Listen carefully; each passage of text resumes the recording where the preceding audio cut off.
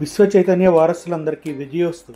The యూనిపవర్ gratitude channel చూస్తున్నా, అలాగే subscribe చేసుకొని షేర్ చేస్తూ లైక్ చేస్తూ ఉన్నతంగా మారుతున్న మా ప్రియమైన మీ అందరికీ శుభాభినందనలు.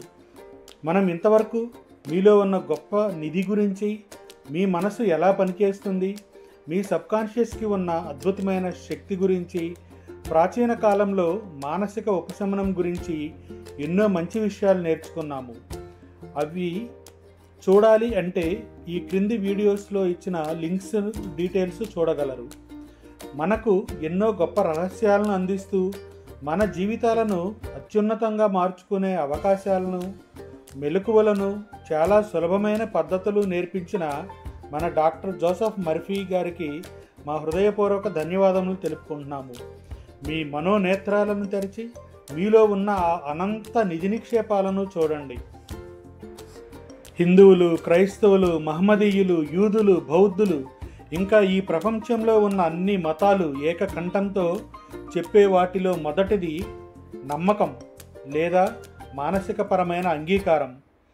నమ్మకం అంటే మన మనస్సులోని భావన, మన కోరికలను, లక్ష్యాలను, ఉన్నతమైన జీవన విధానంలో మనం వేటి యందు మనస్ఫూర్తిగా విశ్వసిస్తామో అవే మనం పొందుకుంటాము. మనం జరిపే పూజల్లోనైనా, ప్రార్థనలోనైనా, చేస్తున్న నమాజ్లో అయినా లేదా చేస్తున్న ధ్యానంలో అయినా మనకు నేర్పిస్తున్నది ఇవే.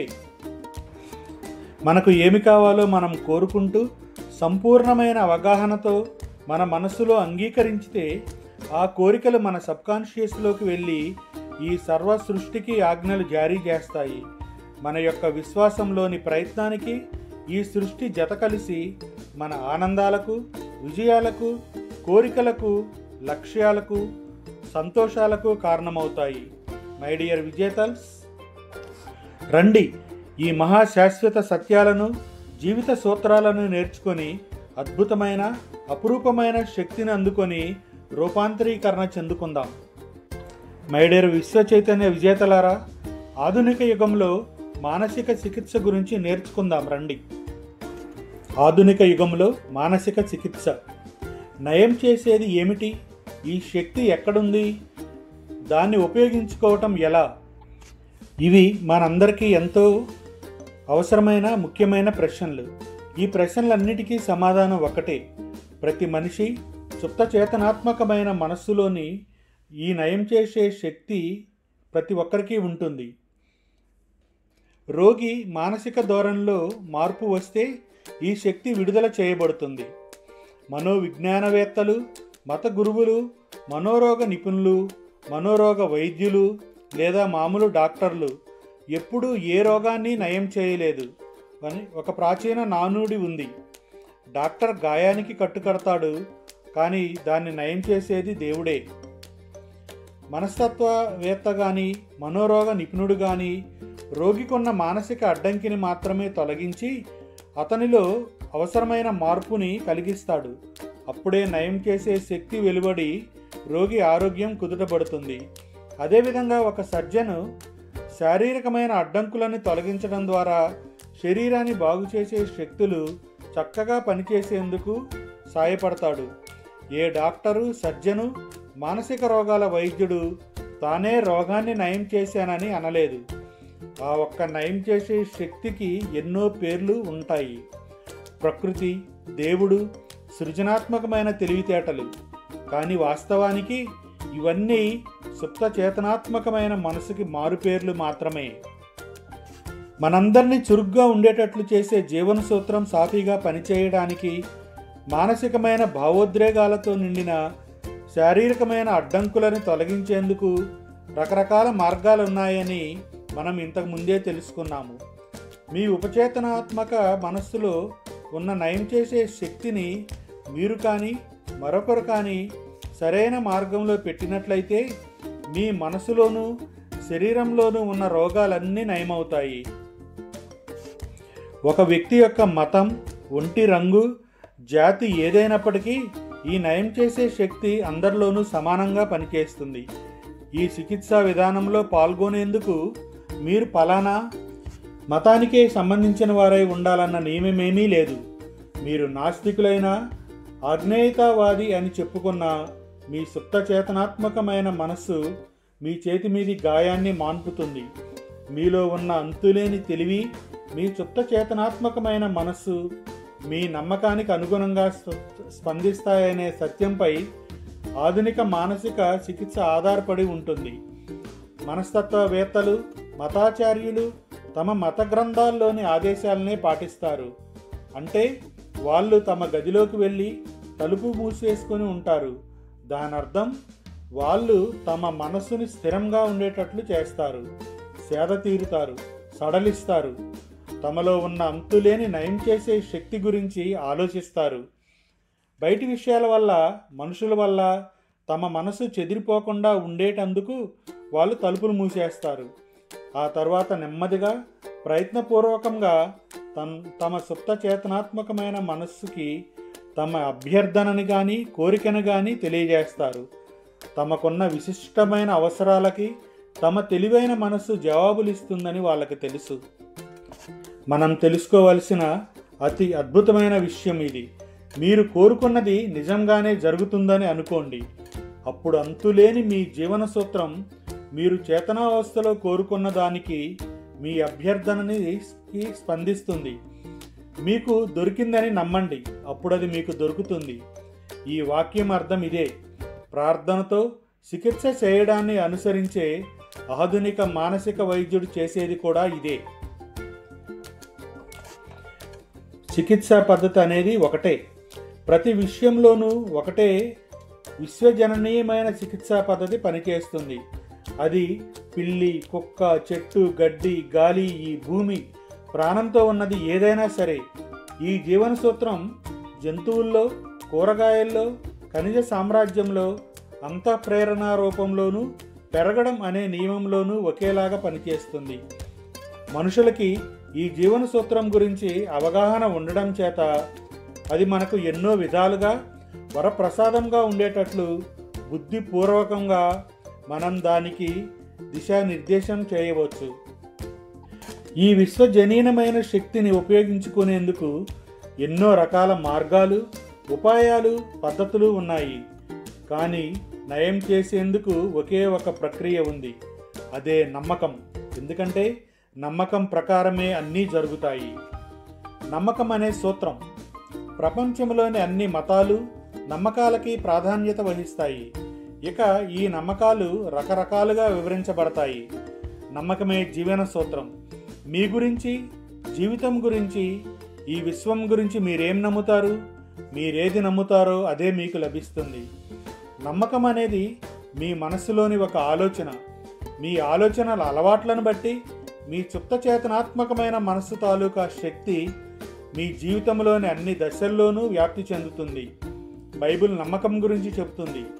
ఏదో ఒక ఆచారంలోనో, ఆచార కర్మల్లోనూ, ఒకే రూపంలోనో, సంస్థలోనో, సూత్రంలోనో మీకున్న నమ్మకాన్ని గురించి అది చెప్పదు.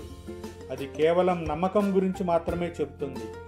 మీ మనసులోని నమ్మకం మీ మనసులోని ఆలోచనే తప్ప మరేదీ కాదు. మీరు నమ్మగలిగితే నమ్మేవారికి అన్నీ సాధ్యాలే. మీకు బాధ కానీ, హాని కానీ కలిగించేదాన్ని నమ్మటం మూర్ఖత్వం. ఒక్కటి గుర్తుంచుకోండి, మీకు బాధ, హాని కలిగించేవి మీరు నమ్మే విషయం కాదు. ఆ పని చేసేది మీ మనసులోని నమ్మకము లేదా మీ ఆలోచన.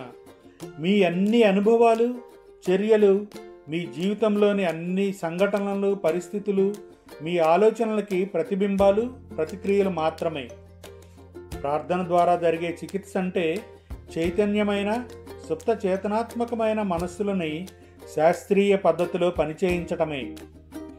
ప్రార్థనా చికిత్స అంటే చేతన, సుప్త చేతన కలిసి పనిచేయటం. ఇది ఒక శాస్త్రీయ పద్ధతిలో నిర్దేశించబడే కార్యం. ఒక నిర్దిష్టమైన ప్రయోజనం కోసం చైతన్యమైన మనసుని, సుప్త చేతనని క్రమబద్ధంగా, సామరస్యంతో, తెలివితేటలను ఉపయోగించి చేసే పనినే ప్రార్థనా చికిత్స అంటారు.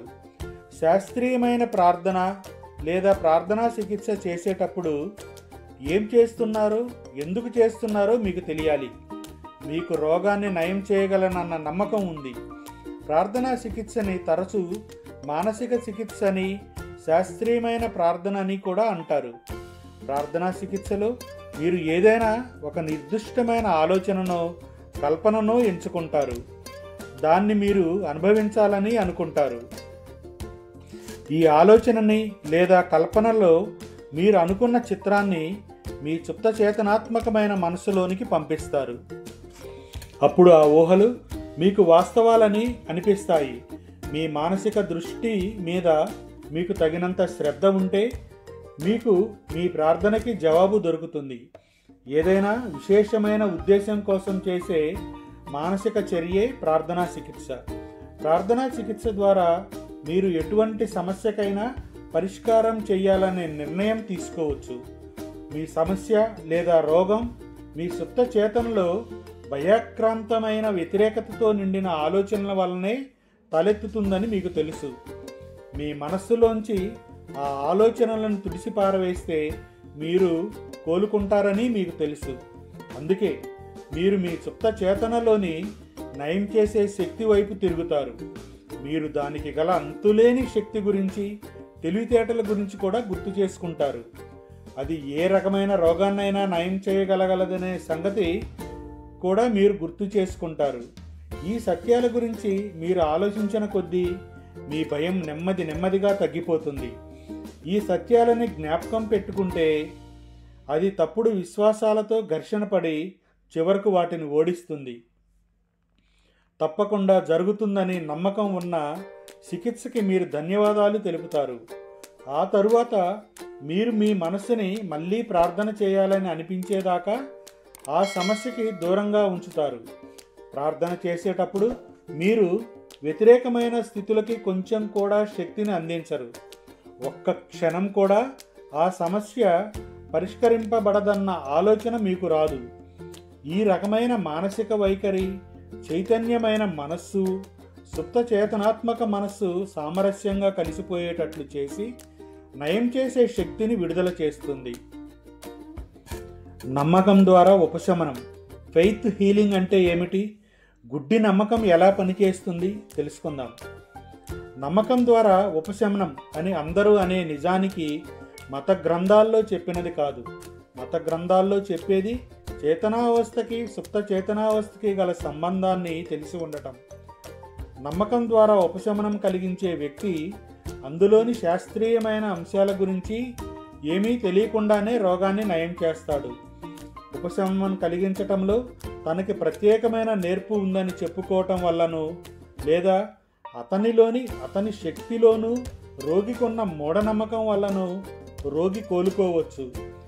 ప్రపంచంలోని ఎన్నో ప్రాంతాల్లో సాంప్రదాయబద్ధంగా చికిత్స చేసే ఉపశమనకులు అంటే హీలర్స్ నాట్యం, మంత్రాలు, ఆత్మలని ఆవాహన చేయటం మొదలైన వాటి సాయంతో రోగి అనారోగ్యాన్ని పోగొడతారు.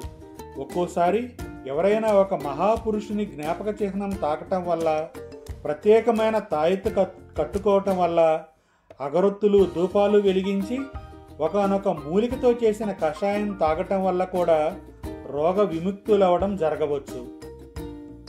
చికిత్స చేసే పద్ధతిలో, ప్రక్రియలో ఏ వస్తువైతే రోగికి నమ్మకం కలిగిస్తుందో అది రోగాన్ని నయం చేయటంలో బాగా పనిచేస్తుంది. మిమ్మల్ని ఆందోళన నుంచి, భయం నుంచి దూరంగా తీసుకుపోయే ఏ వస్తువైనా మీకు వైద్యం చేయగలదు. తమ సిద్ధాంతాలు ఫలితాలను చూపిస్తున్నాయి కాబట్టే అవే సరైనవని, సత్యమని చాలామంది వాదిస్తారు. కానీ మనం ఇంతకు ముందే చూసినట్లు అవి సత్యం కావడానికి వీల్లేదు. మూఢనమ్మకం ఎలా పనిచేస్తుందో తెలుసుకునేందుకు స్విస్ ఉపశమనకుడు ఫ్రిడ్జ్ ఎంటన్ మెస్మర్ గురించి ఆలోచిద్దాం. ఆయన గురించి మనం ఇంతకు ముందు కూడా చెప్పుకున్నాం. 1776లో ఆయన తన రోగుల శరీరాలని అయస్కాంతంతో తాకి వారి రోగాలను నయం చేస్తానని ఘంటాపదంగా చెప్పాడు. ఆ తర్వాత ఆయన అయస్కాంతాన్ని వదిలేసి రోగికి కొద్ది దూరంలో తన చేతులు తిప్పుతూ చికిత్స చేశాడు. అది కూడా చక్కగా పనిచేసింది. ఈ కొత్త పద్ధతి విజయవంతం ఎలా అయిందో వివరిస్తూ మెస్మర్ ప్రాణుల్లో ఉండే అయస్కాంత తత్వం అనే సిద్ధాంతాన్ని గురించి చెప్పాడు. ఆయన దానిని ఒక ద్రవంలా భావించాడు. అది ఈ విశ్వమంతటా విస్తరించి ఉన్నప్పటికీ మనిషి శరీరంలోనే అది చురుకుగా పనిచేస్తుందని ఆయన అభిప్రాయపడ్డాడు. ఆ అయస్కాంత ద్రవం తన చేతుల్లోంచి రోగి శరీరం వైపుకు పంపబడుతుందని, ప్రాణుల్లో ఉండే ఆ శక్తి రోగి ఒంట్లోకి ప్రవేశించి రోగాన్ని నయం చేస్తుందని ఆయన బల్లగుద్ది చెప్పాడు. ఆ తర్వాత కొన్ని వేల మంది, లక్షల మంది రోగులు ఆయన దగ్గరకు వెళ్ళి రోగాలను నయం చేసుకున్నారని, ఆయన అద్భుతంగా చికిత్స చేశాడని వార్తలు అంతటా వినిపించసాగాయి. మెస్మర్ ప్యారిస్కి వచ్చాడు. అక్కడి ప్రభుత్వం ఆయన చేసే చికిత్సలను పరిశీలించేందుకు ఒక కమిషన్ను నెలకొల్పింది. ఆ కమిషన్లో ప్రసిద్ధులైన వైద్యులు, అకాడమీ ఆఫ్ సైన్స్ సభ్యులు ఉన్నారు. వాళ్ళల్లో బెంజమిన్ ఫ్రాంక్లిన్ కూడా ఒకరు. లోతుగా పరీక్షలు, పరిశీలనలు జరిపాక మెస్మర్ నిజంగానే రోగాలను నయం చేశాడని కమిషన్ ఒప్పుకుంది.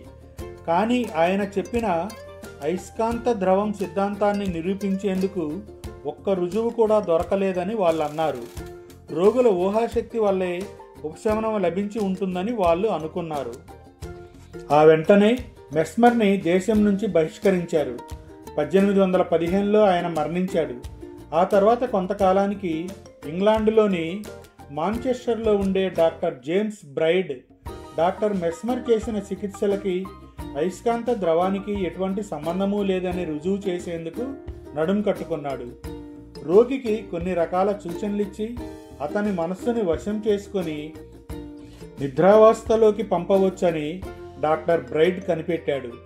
రోగులని అలా సన్మోహనపరిచి ఆ స్థితిలో అద్భుతమైన ఫలితాలను సాధించటంలో ఆయన కృతకృత్యుడయ్యాడు. ప్రాణుల్లోని అయస్కాంత శక్తే దీనికి కారణమని మెస్మర్ అనుకున్నాడు. మీరు గమనించండి, ఈ రకమైన చికిత్సలన్నీ రోగుల్లో క్రియాశీలంగా ఉన్న ఊహాశక్తికి, సుప్త చేతనావస్థలో ఉన్న మనస్సుకి బలమైన సలహాల ద్వారా అందించటం వల్లే వాళ్ళకి ఆరోగ్యం చేకూరింది. అందులో సందేహం లేదు. దీన్ని గుడ్డిగా నమ్మటం అనడం తప్పు కాదేమో. ఎందుకంటే రోగికి కానీ ఉపశమనకుడికి కానీ చికిత్స ఎలా జరిగిందో తెలియదు. ఆత్మాశ్రయమైన నమ్మకం, దాని అర్థం తెలుసుకుందాం. ఒక వ్యక్తి ఆత్మాశ్రయ అంటే సబ్జెక్టివ్ లేదా సుప్త చేతనావస్థ, అతని చేతనావస్థ లేదా వాస్తవమైన ఆబ్జెక్టివ్ మనసు ఆధీనంలో ఉంటుంది. అది ఇతరుల సలహాలకి తీవ్రంగా స్పందిస్తుంది. అంటే మీరు వాస్తవమని నమ్మిన దానిలో మీరు క్రియాశీలకంగా కానీ నిష్క్రియంగా కానీ నమ్మకం కలిగి ఉంటే మీ సుప్త చేతనావస్థని ఈ సూచనలు అదుపులో పెడతాయి. అప్పుడు మీ కోరిక నెరవేరుతుంది. మానసిక ఉపశమనానికి కల్తీ లేని ఆత్మాశ్రయమైన నమ్మకం అవసరం. దీన్ని పొందాలంటే వాస్తవమైన చేతనావస్థ అడ్డుపడుతున్నప్పుడు దాన్ని పూర్తిగా అంతం చేయటమే. శరీరానికి చక్కటి చికిత్స జరగాలి అంటే అన్నిటికంటే మంచి పద్ధతి చేతనావస్థ, సుప్త చేతనావస్థ ఈ రెండు నమ్మకాన్ని పూర్తిగా స్వీకరించే స్థితిలో ఉండాలనేది స్పష్టంగా తెలుస్తుంది. అయినప్పటికీ ఎల్లప్పుడూ ఇలా ఉండక్కర్లేదు. మీ మనసుని, శరీరాన్ని పూర్తిగా సడలించి మీరు కునికిపాట్లు పడే స్థితికి చేరుకోవచ్చు. నిష్క్రియమైన గ్రహింపు శక్తిగల స్థితిలోకి ప్రవేశించవచ్చు. అటువంటి స్థితిలో మీలో నిష్క్రియాత్వం ఆత్మాశ్రయమైన ప్రభావాలని గ్రహించేందుకు అనువుగా తయారవుతుంది. ఆ ఫాదర్ నన్ను ఎలా బాగు చేశాడు? రోగం అనేది ఏదీ ఉండదని, అసలు దాని ఉనికే ఉండదని ఆయన అన్నప్పుడు నేను ఆ మాటలు అస్సలు నమ్మలేదు. నా తెలివితేటల్ని అవమానిస్తున్నాడని అనుకున్నాను. అయినప్పటికీ నా రోగం నయమైంది. అది ఎలా సాధ్యం అని ఒక వ్యక్తి ఒకసారి నన్ను అడిగాడు. అతనికి నేను చెప్పినట్లే దీనికి వివరణ ఇవ్వటం చాలా సులువు. ఫాదర్ చెప్పిన ప్రశాంతమైన మాటలతో అతను శాంతించాడు. ఆ తరువాత ఆ ఫాదర్ అతన్ని కొంతసేపు పూర్తిగా నిష్క్రియమైన స్థితిలోకి తీసుకువెళ్ళి ఏమీ మాట్లాడవద్దు, ఆలోచించవద్దు అని అన్నాడు. ఫాదర్ కూడా కదలక మెదలక ఉండిపోయాడు. అరగంట సేపు శాంతంగా, నెమ్మదిగా కానీ దృఢంగా ఆ వ్యక్తికి సంపూర్ణమైన ఆరోగ్యం, శాంతి, మంచి భావాలు, పరిపూర్ణత అందాలని అంటూనే ఉన్నాడు. ఆ ఫాదర్ దృఢంగా అన్నాడు, ఆ వ్యక్తికి సంపూర్ణమైన ఆరోగ్యం, శాంతి, మంచి భావాలు, పరిపూర్ణత అందాలని అంటూనే ఉన్నాడు. అరగంట తర్వాత ఆ వ్యక్తికి అంతులేని ఉపశమనం లభించింది. అతనికి పోయిన ఆరోగ్యం మళ్ళీ దక్కింది. ఈ చికిత్సా సమయంలో నిష్క్రియత్వం వల్ల అతని ఆత్మాశ్రయమైన నమ్మకం ప్రత్యక్షమై ఫాదరు సంపూర్ణమైన ఆరోగ్యం అతనికి కలిగిందని ఇచ్చిన సూచన అతని సుప్త చేతనావస్థను చేరుకుందని మనకి సులభంగా అర్థమవుతుంది. రెండు ఆత్మాశ్రయమైన మనస్సులు సామరస్యంగా ఉన్నాయి. ఆ సమయంలో గనక ఆ వ్యక్తికి ఉపశమనకుడిగా శక్తి మీద, సిద్ధాంతం మీద ఉన్న అపనమ్మకం బయటికి వచ్చి ఉంటే అది వ్యతిరేకమైన స్వయం సూచనగా పనిచేసి ఉండేది. ఆ సమయంలో ఫాదర్ సూచనల ప్రభావం చాలా తక్కువగా ఉండేది, లేదా అవి పూర్తిగా పనికి రాకుండా పోయేవి. కానీ మగతగా నిష్క్రియమైన స్థితిలో ఉండటం వల్ల చేతనావస్థ తాలూకా వ్యతిరేక ప్రభావం అతి తక్కువగా పడింది. రోగి సుప్త చేతనావస్థ ఫాదర్ సూచనల్ని గ్రహించే స్థితిలో ఉంది. ఆ సూచనల ప్రకారం అది పనిచేయటం వల్ల రోగికి వెంటనే ఉపశమనం కలిగింది. పరోక్షంగా చికిత్స చేయటం అంటే ఏమిటి? Absent treatment. లాస్ ఏంజల్స్లో మీరు ఉన్నారనుకోండి, న్యూయార్క్ నగరంలో ఉన్న మీ అమ్మకి ఆరోగ్యం దెబ్బతిందని మీకు తెలుస్తుంది. మొట్టమొదట మీకు మీ ఇల్లు వాకిలి వదిలేసి ఉద్యోగం మానేసి ఆవిడ దగ్గరికి వెళ్ళిపోవాలని అనిపిస్తుంది. కానీ అది వీలు కాకపోతేనో? మీ అమ్మ ఆరోగ్యం కుదుటపరిచే ప్రక్రియలో మీ నమ్మక బలాన్ని మీరు ప్రయోగించగలరా? అలా కాదు. మీరు ఆమె దగ్గర ఉండలేకపోయినప్పటికీ మీ ప్రార్థనలు ఆమెకి తప్పకుండా చేరుతాయి. అందరిలోనూ ఉన్న ఆ పరమాత్మ చేస్తాడా పని. సృజనశీలమైన మనసు ఒక్కటే ఉంటుంది. ఆ మనసులోని సృజనాత్మక శక్తి మీకు లాభాన్ని చేకూరుస్తుంది. మీరు చేయవలసిందల్లా మీ మనసులో ఆరోగ్యం, సామరస్యం అనే అనుభూతులను నింపటమే. దీనికి ప్రతిక్రియ దానంతట అదే జరుగుతుంది. మీ సుప్త చేతనావస్థలోని ఆ అనుభూతి సుప్త చేతనలో ఉన్న మీ అమ్మ మనసు మీద పనిచేస్తుంది. ఆరోగ్యం, శక్తి, పరిపూర్ణతతో నిండిన మీ ఆలోచనలు ఒకే శాశ్వత ఆత్మాశ్రయమైన మనసులో పనిచేస్తాయి. అవి జీవితంలోని ఆత్మాశ్రయ పక్షాన్ని, దాని నియమాలని వేగవంతం చేస్తాయి. అవే ఆమె శరీరంలో ఉపశమనంగా కనిపిస్తాయి. మనసు సిద్ధాంతంలో కాలం, స్థలం అంత ముఖ్యం కాదు. ఒకే మనస్సు మీ అమ్మలోనూ మీలోనూ పనిచేస్తుంది. మీరు ఎక్కడున్నా సరే. నిజానికి ప్రత్యక్షంగా ఉపశమనం కలిగించడం అనే దానికి విరుద్ధంగా పరోక్షంగా ఉపశమనం కలిగించడం అనేది ఉండదు. ఎందుకంటే ఒక శాశ్వతమైన మనస్సు అనేది అన్ని చోట్ల ఉంటుంది. మీ ఆలోచనల్ని పంపించేందుకు, అనుకునేందుకు ప్రయత్నించరు. జాగ్రత్తావస్థలో చేసే మీ ఆలోచనలే ఆమెకి మీరు అందించే ఉపశమనం. మీరు ఆరోగ్యం, క్షేమం, విశ్రాంతి వంటి లక్షణాల పట్ల అప్రమత్తంగా ఉంటే అవి మీ అమ్మలో ప్రత్యక్షమవుతాయి. ఆ తర్వాత ఫలితాలు తప్పక లభిస్తాయి. నిజంగా జరిగిన ఒక సంఘటనని ఇక్కడ ఉదాహరణగా చెబుతున్నాను. పొరపాటున దీన్ని పరోక్షంగా చేసిన చికిత్స అని అనుకోవడం జరిగింది. లాస్ ఏంజల్స్లో ఉన్న ఒక మహిళకి న్యూయార్క్లో ఉండే తన తల్లికి గుండెపోటు వచ్చిందని తెలిసింది. ఆమె తన తల్లి దగ్గరికి వెళ్ళలేకపోయింది. అందుకని ఆమె ఇలా ప్రార్థించింది, ఉపశమనం పొందే శక్తి మా అమ్మలోనే ఉంది. ఆమె శరీర స్థితి, ఆమె ఆలోచన జీవితం తాలూకు ప్రతిబింబం మాత్రమే. ఒక తెర మీద నీడలు పడ్డట్టు అన్నమాట. ఆ తెర మీద ఛాయాచిత్రాలని మార్చేందుకు నేను ఆ ప్రతిబింబాల తాలూకా నిజరూపాలను మార్చవలసి ఉంటుంది. నేనిప్పుడు నా మనస్సులోని మా అమ్మ కోసం పరిపూర్ణత, సామరస్యం, పూర్తి ఆరోగ్యం అనే చిత్రాలను తయారు చేసుకుంటున్నాను. ఏ అంతులేని ఉపశమన శక్తి మా అమ్మ శరీరాన్ని, అన్ని అవయవాల్ని తయారు చేసిందో అది ఆమె అస్తిత్వంలోని అణువునా నిండుతూ ఆమె శరీరంలోని ప్రతి కణములోనూ శాంతిని ప్రవహింపజేస్తుంది.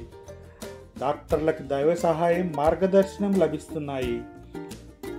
మా అమ్మని ముట్టుకునే ప్రతి వారికి దేవుడు ఆమెను బాగు చేయడానికి సరైన మార్గాన్ని చూపిస్తున్నాడు. రోగమే అంతిమ సత్యం కాదని నాకు తెలుసు. అలా అయితే ఎవ్వరికీ చికిత్స చేయటం సాధ్యం కాదు. ప్రేమ, జీవితం అనే అంతులేని సిద్ధాంతాన్ని నేను సమర్థిస్తాను. మా అమ్మ శరీరంలో సామరస్యం, ఆరోగ్యం, శాంతి నెలకొంటున్నాయని నాకు తెలుసు. నెలకొనాలని నేను ఆదేశిస్తున్నాను. ఆమె రోజుకి చాలాసార్లు ఈ ప్రార్థనని చేసింది. కొన్నాళ్లకు ఆమె తల్లి స్థితిలో చెప్పుకోదగ్గ మార్పు వచ్చింది.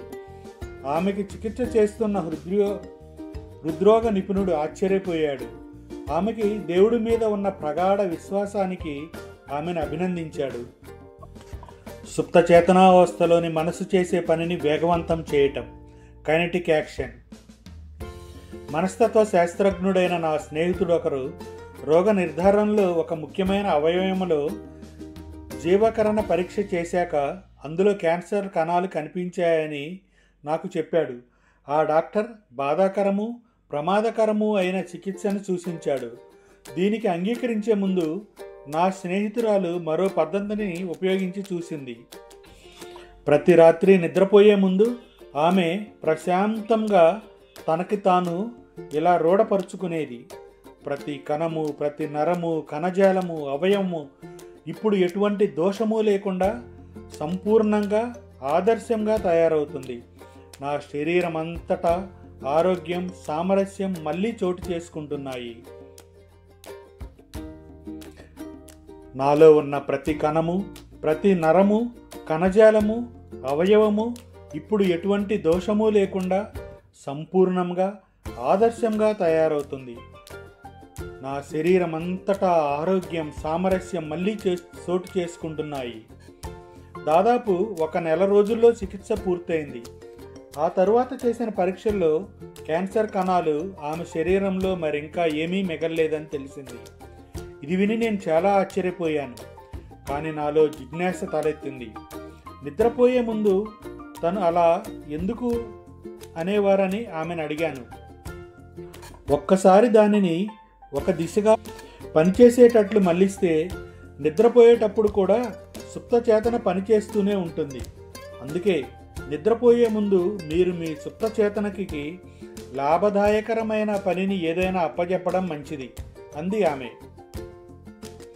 ఇది చాలా తెలివైన జవాబు. ఇంకో విషయం గమనించండి.